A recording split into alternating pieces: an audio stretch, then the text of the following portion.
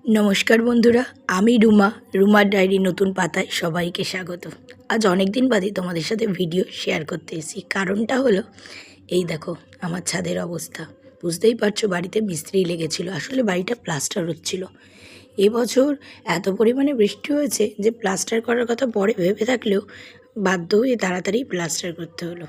আর দেখো গাছগুলো অযত্নের পরেও আমার গাছগুলো কিন্তু আমাকে নিরাশ করেনি। গাছ ভরে ফুল দিয়েই যাচ্ছে। কি অপূর্বভাবে এই অফিস টাইমটা ফুটে রয়েছে।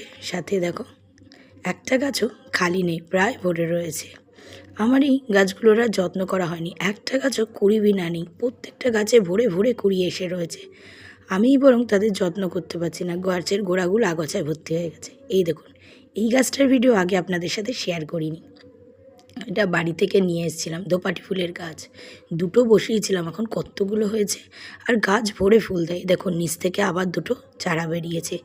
গাছটা যখন ফুলে ভরে থাকে না, কি অপূর্ব লাগে। আর এই গাছটার ভিডিও না শেয়ার করলেই নয়। আজকে ছাদে উঠে আমি তো অবাক, প্রায় 12-14 খানা ছাদে উঠে মনটা একদম ভালো হয়ে গেল। জবার গাছ, এই গাছটার ভিডিও গাছ তোমাদের সাথে শেয়ার করবো বলে। কেমন লাগছে কমেন্ট করে জানিও। আজ আসি, দেখা হবে পরের ভিডিওতে। টাটা।